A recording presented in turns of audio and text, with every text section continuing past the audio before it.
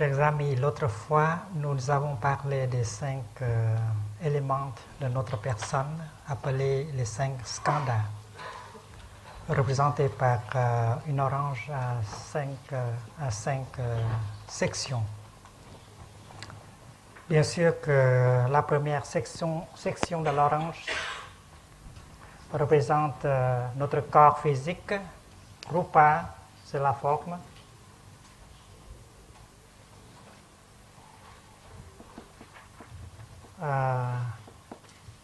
La deuxième section, ce sont les sensations. La troisième, les perceptions. La quatrième, les formations mentales.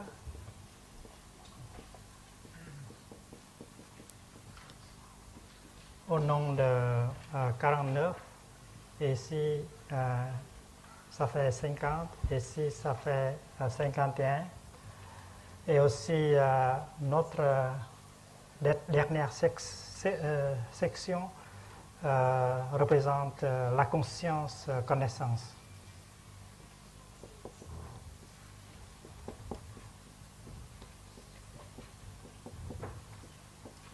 Le mot Vijnana peut se traduire comme conscience, connaissance. Et c'est la partie la plus profonde de notre être. Et nous savons que enfoui dans cette terre de pleine conscience, de conscience, connaissance, il y a beaucoup de semences, de graines. Les graines de toutes sortes, les graines de nature positive, les graines de nature négative. La haine, la colère, l'illusion, la peur, tout cela, toutes ces choses-là sont ici sous forme de semences.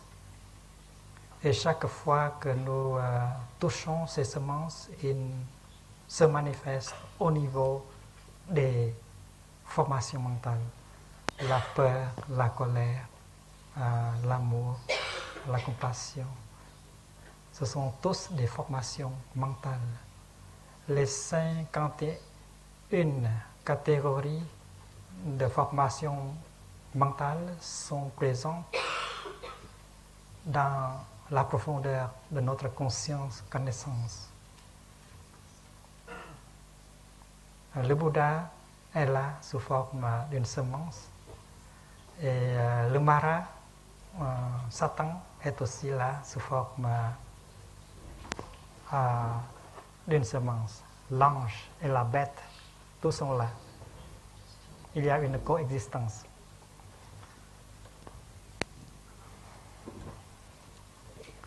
Aujourd'hui, je voudrais vous présenter la chose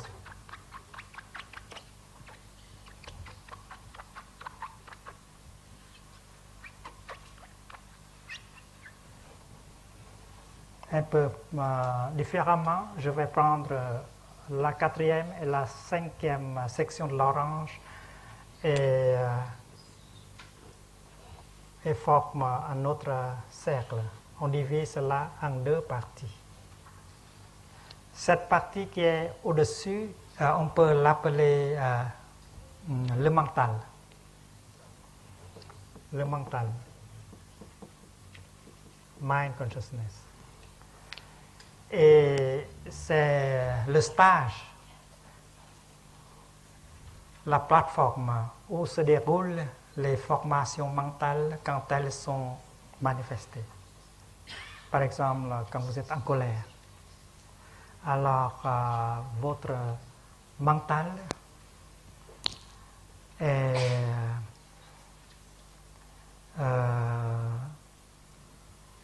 là comme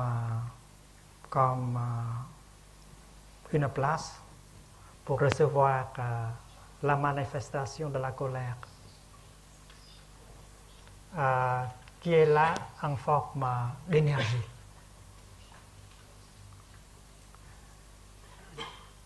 Et cette partie inférieure, on peut appeler le tréfonds.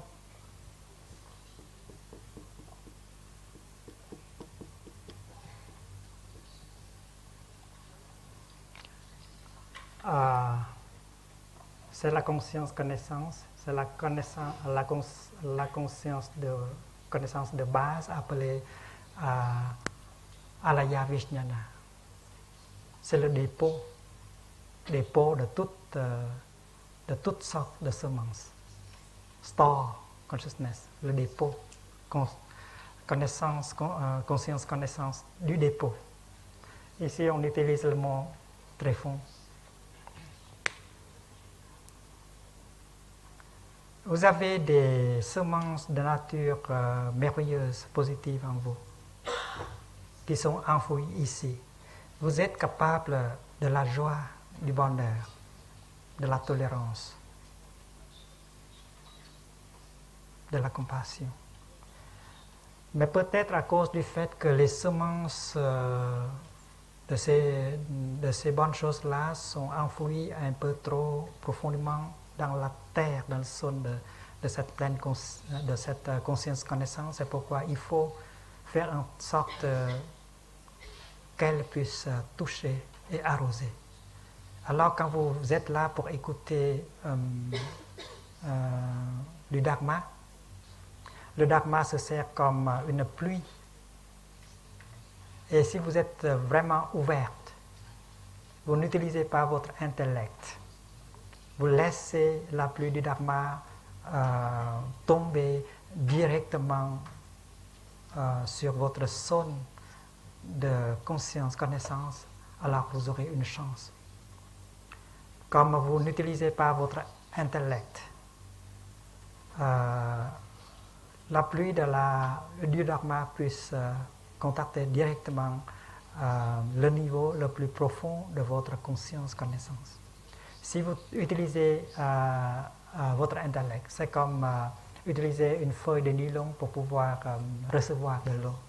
Et vous empêchez l'eau de pénétrer profondément dans le zone de votre conscience, connaissance.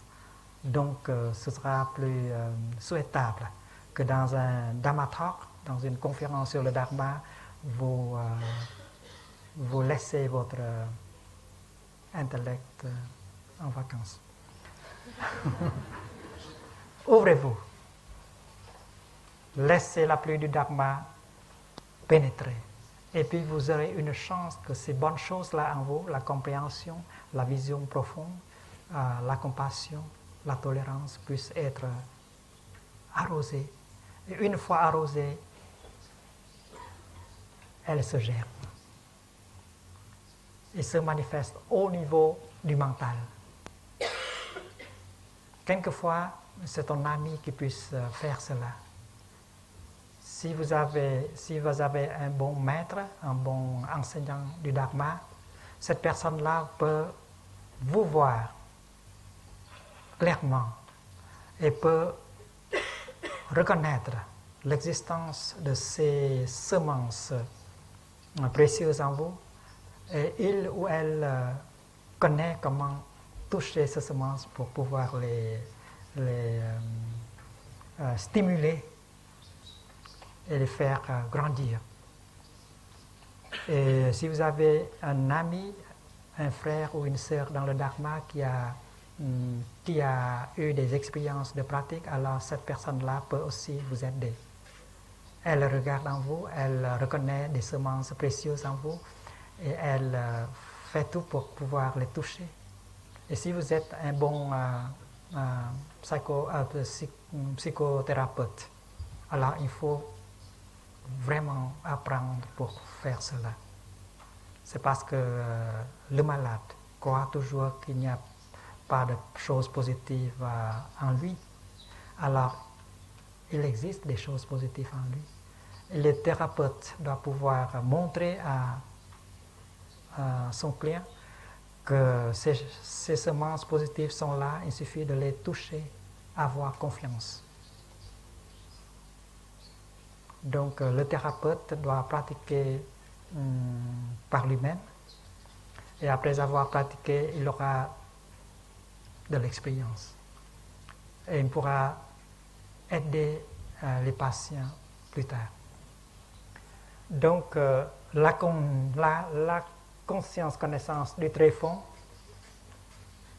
c'est comparé comme un dépôt, comme un trésor, et comme la cave où vous pouvez déposer vos choses. C'est la partie souterraine de votre maison. Et le mental, c'est quelque chose comme votre salle de séjour. De temps en temps, vous entrez, vous descendez dans la cave et vous apportez quelque chose de précieux ici pour montrer à vos invités. Alors, le séjour et la cave.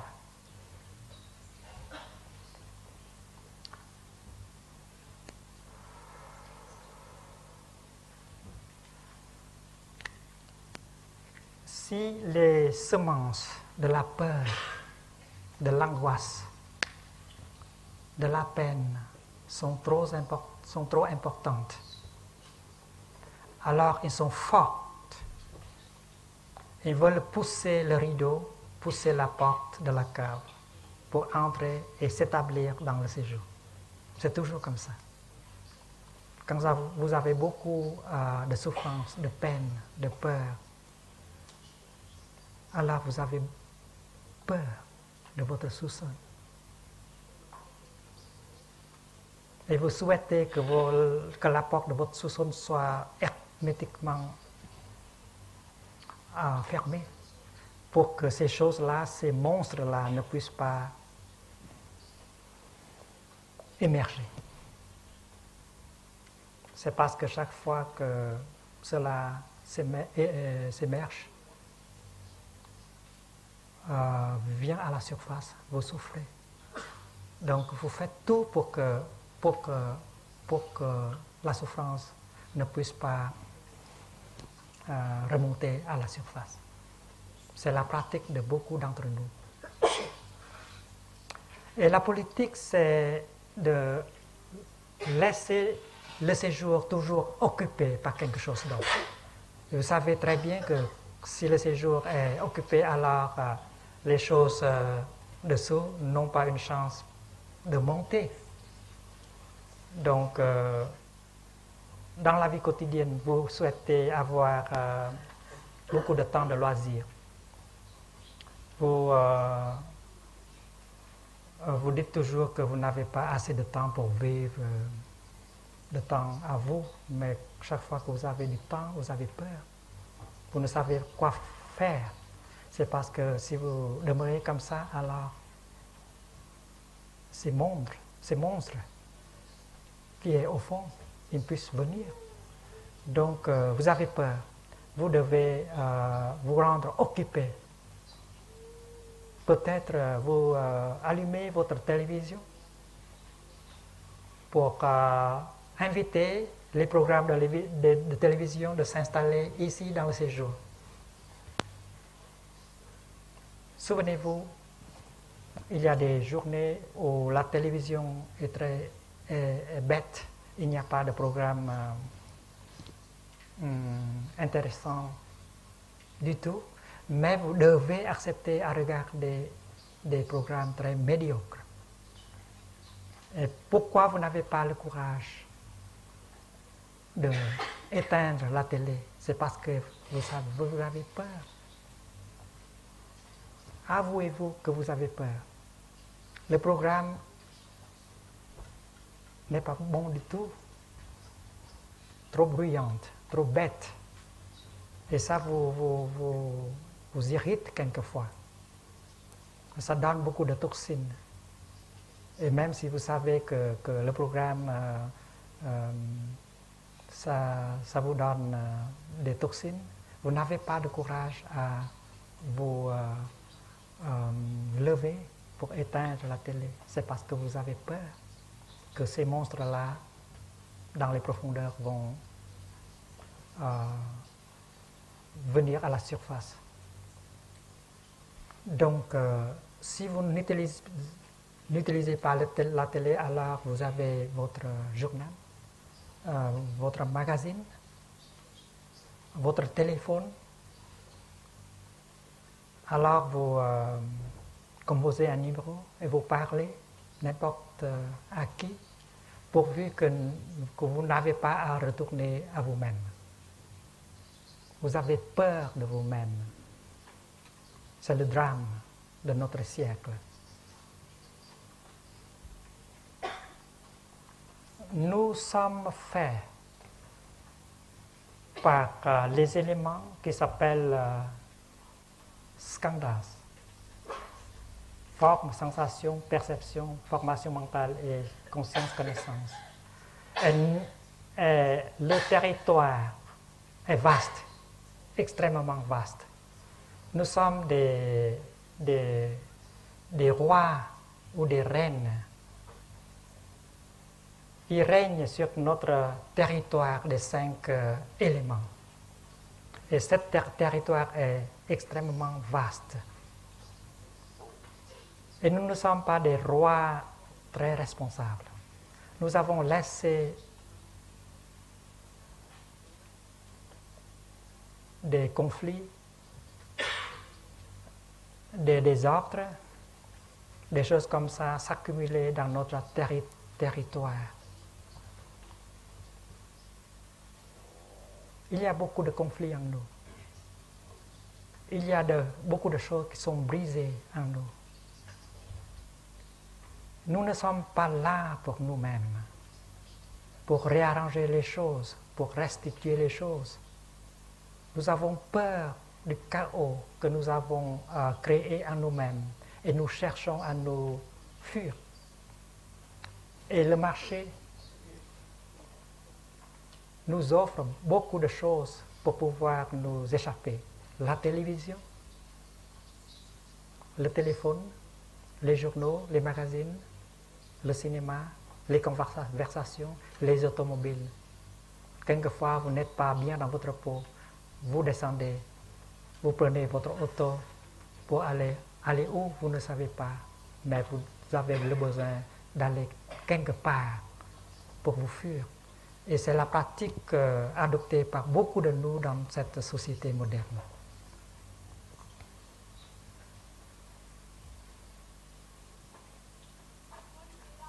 Je connais une famille de réfugiés qui vient du Vietnam et qui s'installe aux États-Unis.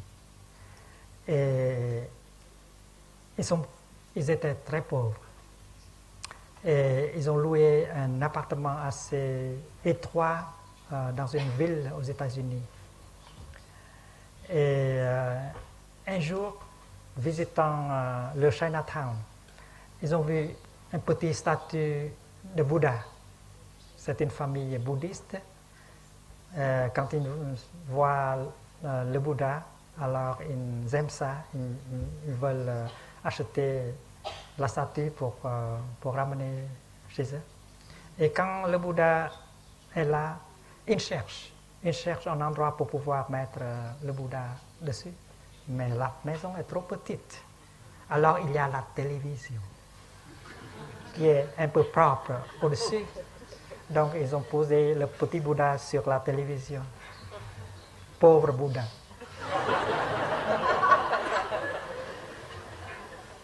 Et ces deux choses-là ne vont pas ensemble. C'est parce que la télé a pour but de vous sortir de vous-même. Et le Bouddha, c'est pour vous rentrer en vous-même. ces deux choses-là, comment ils puissent aller ensemble. Et quand j'ai vu ça, j'ai beaucoup ri et j'ai dit tout ce que j'ai senti en moi. Il faut mettre le Bouddha sur une brique ou bien une pierre, quelque chose comme ça, ça va mieux avec, mais pas sur un poste de télévision. Cette civilisation qui est la nôtre, ça nous fait, ça nous fait nous perdre.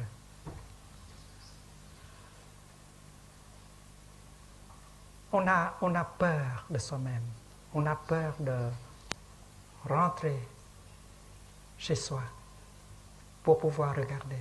C'est parce que si vous rentrez, vous devez confronter la situation.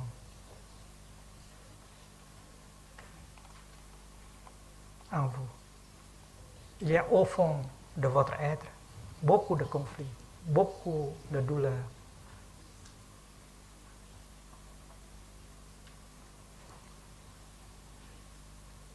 Et c'est pourquoi la plupart d'entre nous adoptons une politique d'évasion. Lamentation, c'est la chose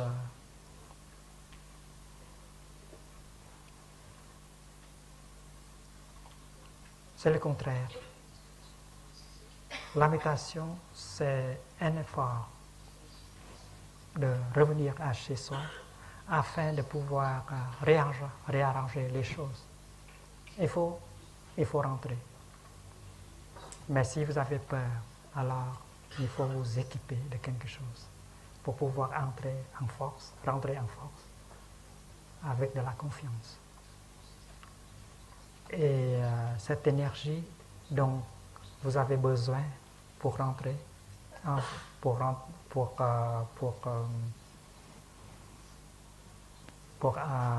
rentrer à la maison, c'est l'énergie de la pleine conscience. C'est une énergie qui a la capacité d'embrasser, de calmer et de guérir. Il faut se munir de cette énergie-là.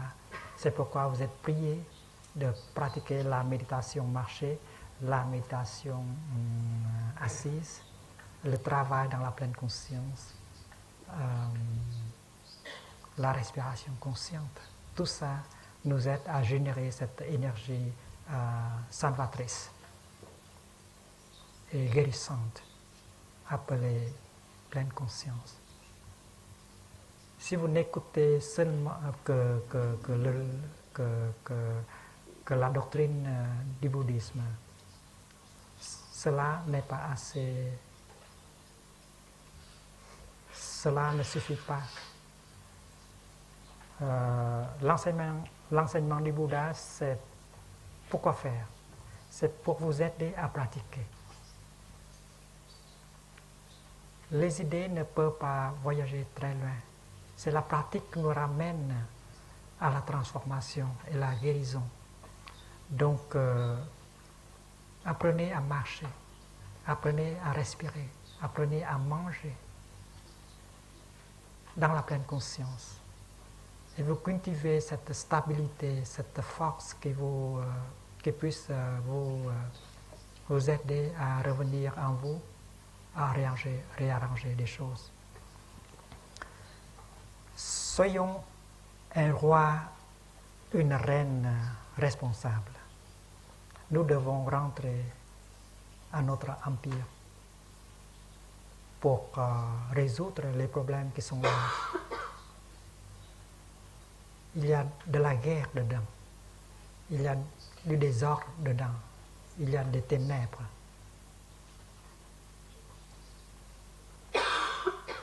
Il y a de la destruction dedans. Beaucoup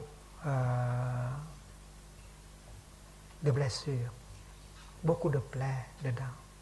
Il faut revenir pour prendre soin de votre territoire. Le territoire, le territoire de votre corps, de vos sensations, de vos perceptions et de votre conscience, connaissance.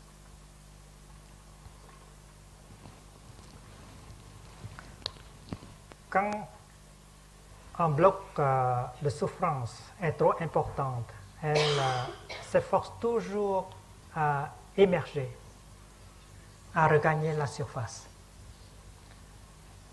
Et quand elle est sur le point de se manifester, vite, vite, vous allumez la télévision, vous prenez votre automobile, vous faites tout ce que vous pouvez pour pouvoir éviter que ça sorte. C'est une politique de répression, de refoulement que vous pratiquez là. Et la société nous procure beaucoup de moyens pour pouvoir nous échapper, pour pouvoir nous aider à réprimer les choses qui sont en nous. Il y a des choses qui semblent être des monstres qui sont en nous. Et si vous êtes habitué déjà à cette pratique-là, vous pratiquez la répression de telle sorte pendant une période de temps suffisante à vous créer des problèmes. Au commencement,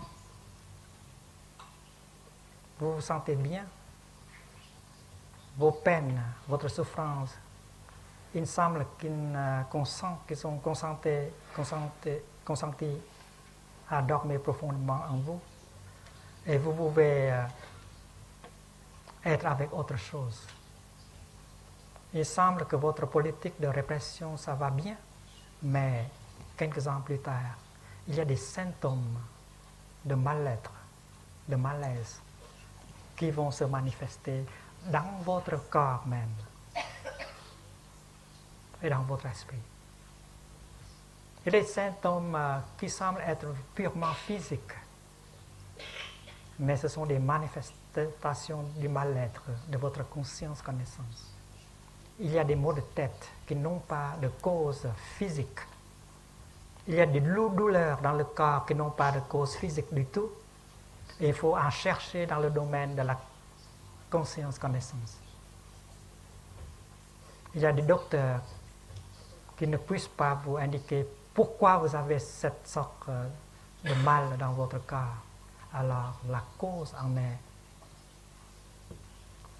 la suppression, la répression des formations mentales. C'est parce qu'en pratiquant cette sorte de répression, vous avez créé une situation de mauvaise circulation de votre psychique.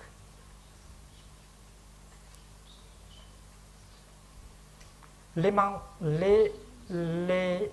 formations mentales doivent être libres à circuler dans votre conscience-connaissance. Mais si vous pratiquez cette sorte d'embargo, cette sorte de répression, alors vous créez cette situation de mauvaise circulation. Et vous savez qu'est-ce que c'est qu'une mauvaise circulation? Si le sang ne circule pas bien dans votre corps, alors vous verrez beaucoup de symptômes. Et c'est pourquoi on a pratiqué le massage. Le massage, c'est quoi? C'est pour aider la circulation. Si vous avez des jambes lourdes, c'est à cause de la circulation. Si vous avez des maux de tête, c'est encore la mauvaise circulation. Et c'est pourquoi le massage, c'est bien, c'est accélère, c'est aider la circulation. Et il y a des médicaments comme le Tanaka tiré du Ginkgo biloba pour aider à votre circulation des mini-veines dans votre cerveau. Alors, la médecine fait tout pour rendre votre circulation de sang meilleure.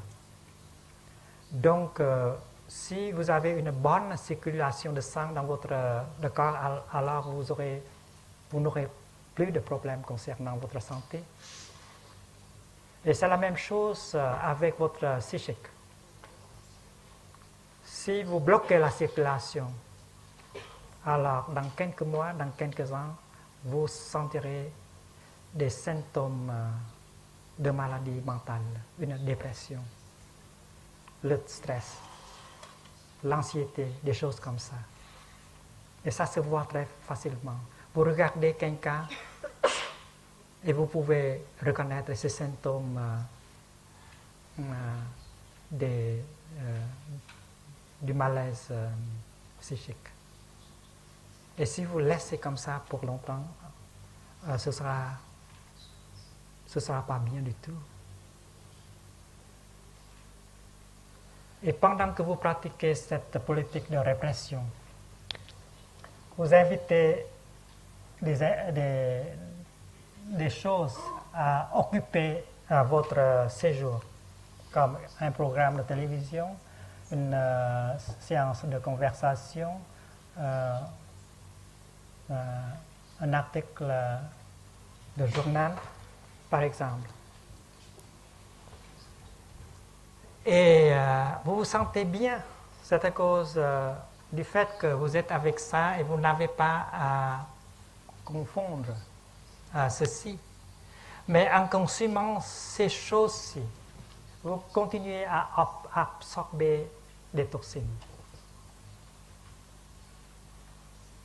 Une conversation, par exemple, peut contenir beaucoup de toxines. Souvenez-vous, ce jour-là, vous parlez avec elle pendant seulement une demi-heure. La conversation a duré une demi-heure. Mais elle vous a dit beaucoup de choses qui vous secouent.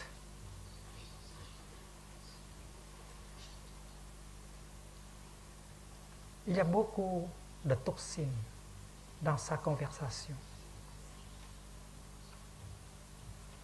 Il n'y a pas de joie, il n'y a pas d'amour, de compassion du tout dans sa conversation. Il n'y a que de la douleur, de la peine, de la haine, des choses comme ça. Et tout en écoutant cette personne-là, vous recevez des toxines et cela commence à descendre, à entrer dans le tréfonds. Chaque fois que vous regardez la télévision, les toxines entrent aussi. S'il y a toxines dans vos programmes. Et nous nous exposons à des toxines, à des poisons chaque jour. Chaque chose qu'on voit peut contenir des toxines. Chaque chose qu'on entend peut contenir des toxines. Et on s'intoxique chaque jour. On ne le sait pas. C'est pourquoi dans le bouddhisme, on pratique la protection des six sens avec la pleine conscience.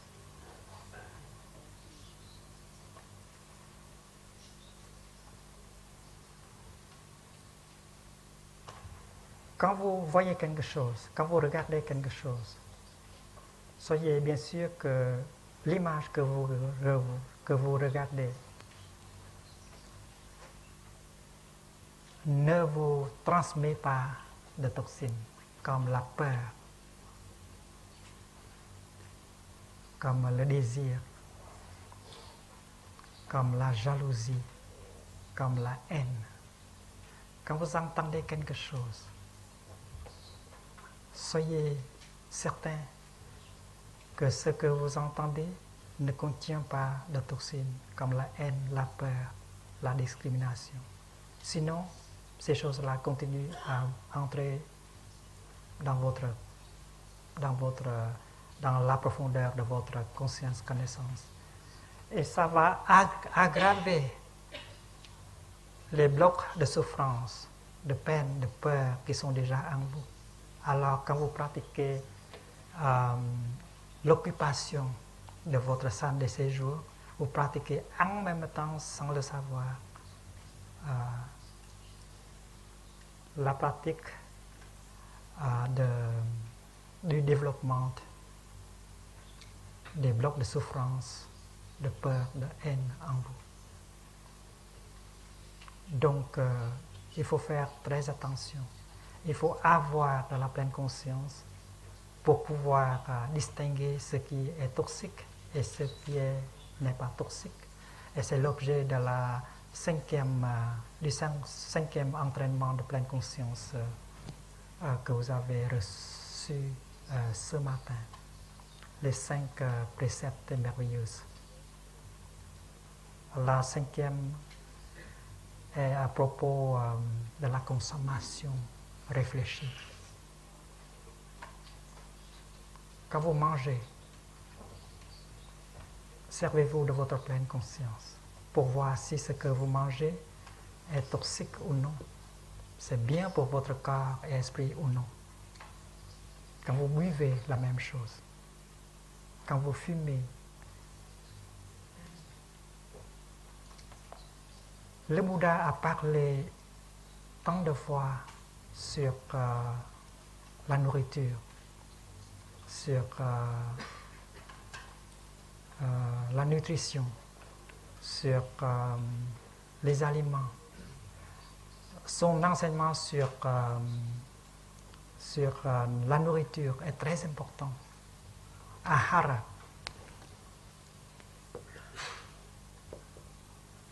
Et selon lui, il y a 4 sortes de nourriture, 4 sortes d'alimentation. Et la première s'appelle le comestible, ce qui peut être absorbé par la voie de la bouche. Quand vous mangez, quand vous buvez, il faut manger et buvez avec la pleine conscience pour ne pas absorber des toxines en vous. Donc, autour de la table, quelqu'un peut faire la méditation. Aujourd'hui, sur la table, il y a ceci, ceci, ceci, cela. Et il n'y a pas de toxines dans ce plat. Et peut-être dans l'autre plat, il y a des toxines. Donc, je pense qu'il faut s'abstenir à manger cela. Et c'est la méditation. Et vous pouvez méditer avec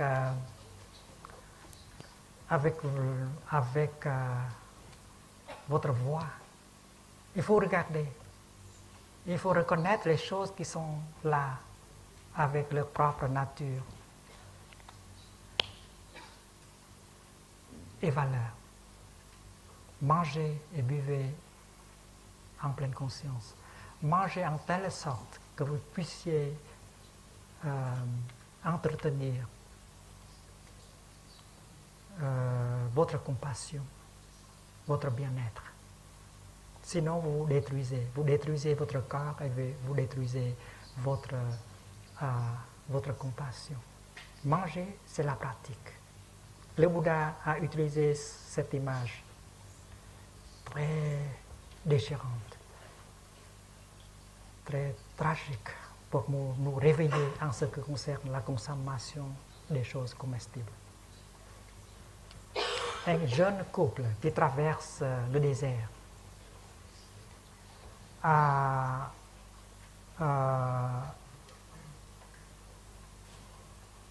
ont apporté avec eux leur petit garçon, très petit garçon, et puis des provisions, et aussi de l'eau.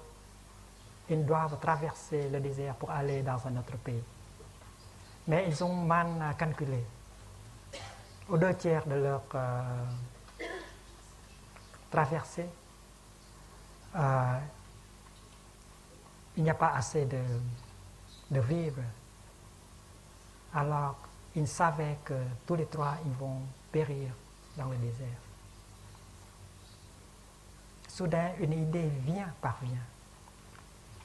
La seule chose pour que nous 2 puissions survivre et atteindre l'autre pays, sortir du désert, c'est tuer notre enfant, notre seul enfant, et manger sa chair afin de pouvoir survivre.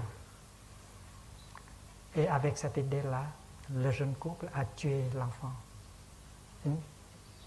Ils ont mangé un petit peu de cette chair-là et gardé le reste pour sécher sur leurs épaules.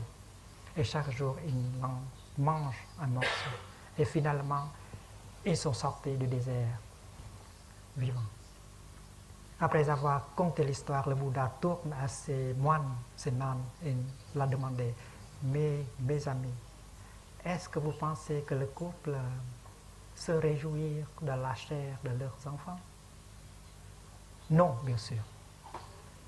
Et quand vous mangez, vous devez manger avec cet esprit-là. Mangez en telle sorte que vous puissiez retenir la compassion en vous, ne pas dessécher la compassion en vous. Si vous mangez des choses qui puissent vous détruire votre corps, alors c'est comme vous mangez vous-même, c'est comme vous mangez vos parents et vos ancêtres. C'est parce que ce corps-ci vous a été transmis par vos parents et vos ancêtres. Il faut bien le protéger. Il faut bien le conserver pour pouvoir le transmettre à vos enfants et vos grands-enfants. Alors, il faut bien prendre soin de votre corps physique. Ne pas vous manger, ne pas détruire votre corps en mangeant. Et beaucoup d'entre nous mangent comme ça et nous détruisons nous-mêmes tout en mangeant. Alors, il faut manger avec beaucoup de pleine conscience. Je décide, je fais la détermination de manger avec la pleine conscience, de consommer les aliments dits comestibles avec la pleine conscience. C'est pour mes ancêtres, c'est pour mes parents, c'est pour mes enfants et mes petits-enfants.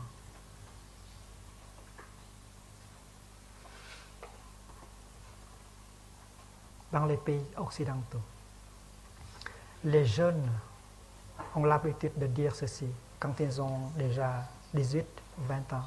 Ce corps, c'est à moi, j'ai le droit de faire n'importe quoi avec mon corps. C'est ma vie, quoi. Vous n'avez pas le droit. Vous vivez votre vie. Et moi, j'ai ma vie à vivre. Et ceci, c'est mon corps. Je peux faire tout avec mon corps. J'ai la liberté. Les jeunes en Occident, ils pensent comme ça, ils disent comme ça. Et la loi les soutient. Mais en Asie, nous pensons autrement. Nous voyons que ce corps n'est pas à nous, ce corps est à nos ancêtres, à nos parents.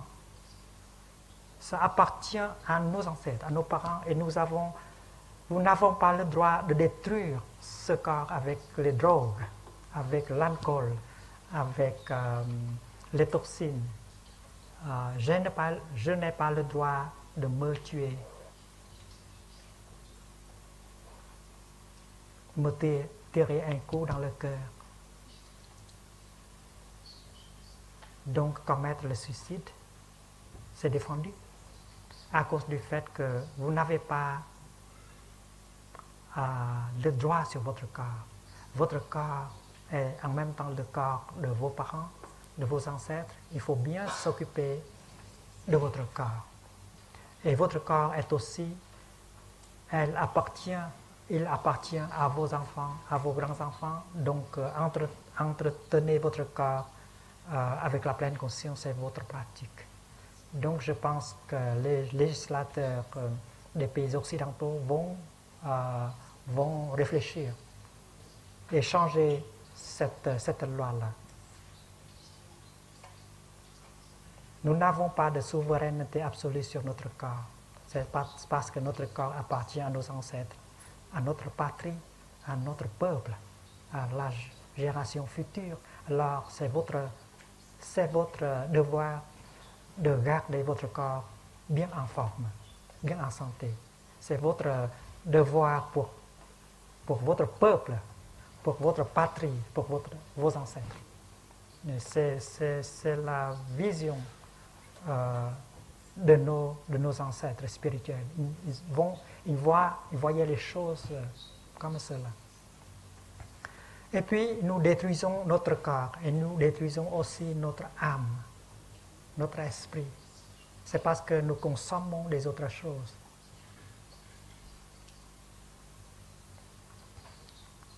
Et de se garder sain dans notre corps et dans notre âme, c'est notre devoir à tous. Quand vous mangez quelque chose, regardez profondément dans cette quelque chose-là pour voir si elle vient de la destruction des autres. Si vous buvez par exemple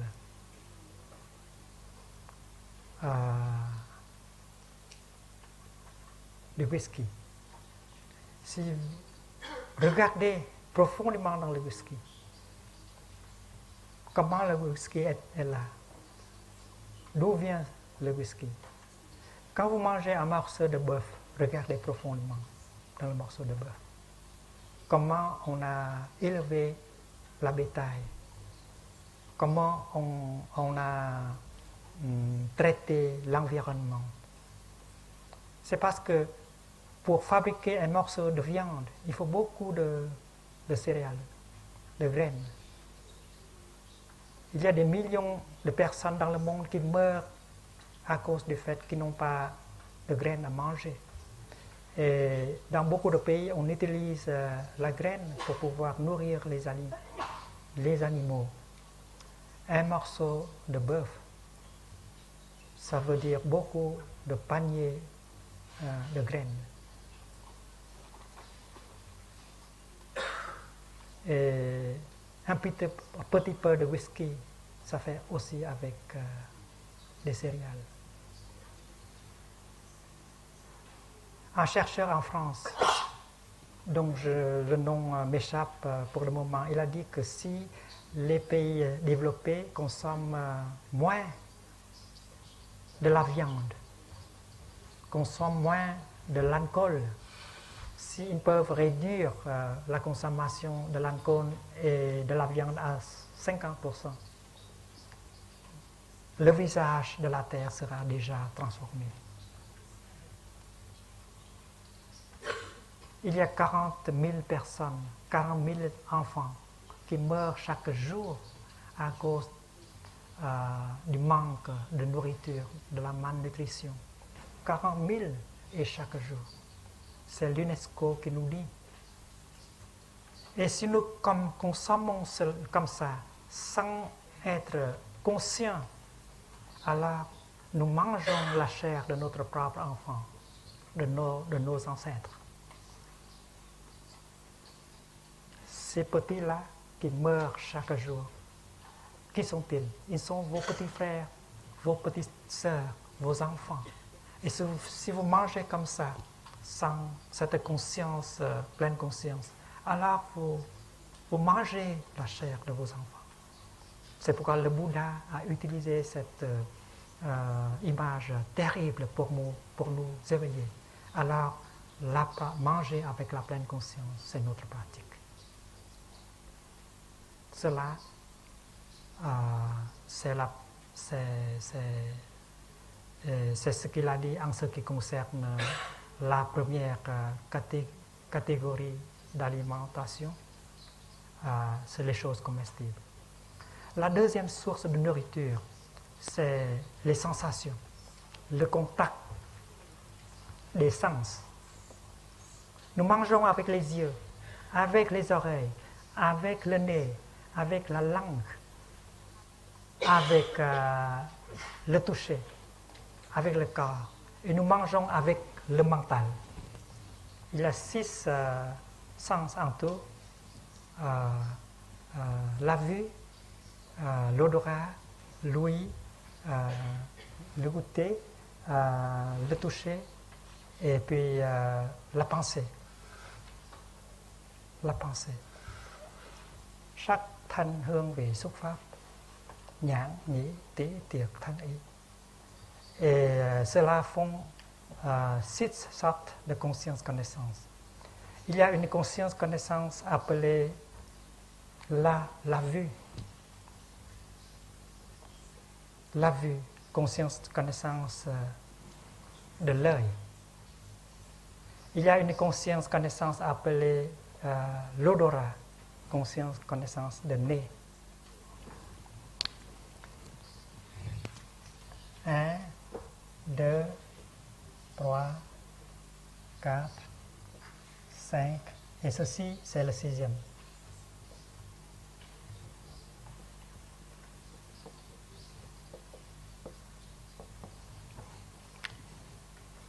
La conscience du tréfonds, c'est la partie la plus profonde de notre conscience-connaissance. Et puis vient le mental. Et puis vient les 5 autres. La vue, l'odorat, l'ouïe, le toucher, etc. Et la toxicité se fait. Les toxines entrent par la porte de la vue, par la porte de l'odorat, etc. Et nous consumons les images, les sons, les saveurs, le toucher chaque jour. Vous conduisez votre voiture traversant la ville de Paris. Vous ne voulez pas consommer du tout, mais vous consommez quand même. Vous voyez des choses.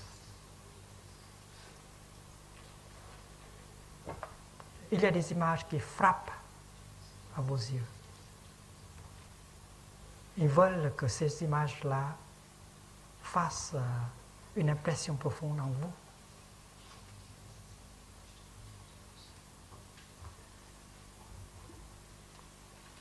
Ils utilisent n'importe quel moyen pour pouvoir attirer votre attention et que vous recevez cette image.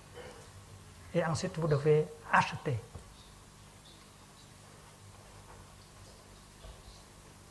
Et si vous n'êtes pas en pleine conscience, si vous n'êtes pas vous-même, alors vous vous laissez pénétrer par ces images-là, par ces sons-là. Et certaines images sont hautement toxiques, certains sons aussi, certaines paroles.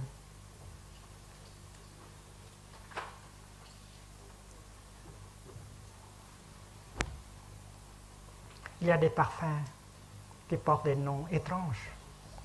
Poison, scorpion. Et quoi encore? Opium, samsara. Ils vous connaissent. Ils nous connaissent. Alors l'attachement, l'illusion, des choses comme ça, sont nées dans la profondeur de notre conscience-connaissance à cause de quelques parfums seulement. Le parfum peut créer de l'illusion en ce qui concerne une chose, une personne. Et c'est une sorte d'hameçon qui puisse vous avoir. Les sons, les images, les parfums et tout ça. Donc il faut faire très attention. Il faut votre pleine conscience avec vous pour pouvoir vous défendre. Donc la pratique dans le bouddhisme, c'est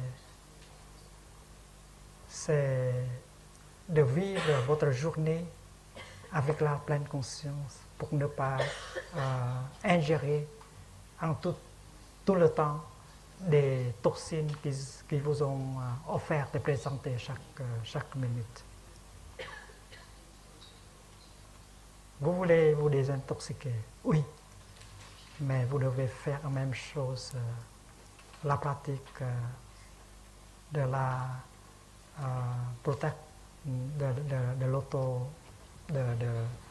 de l'autoprotection avec la pleine conscience. C'est la deuxième catégorie de nutrition, de nourriture que dont le Bouddha a parlé.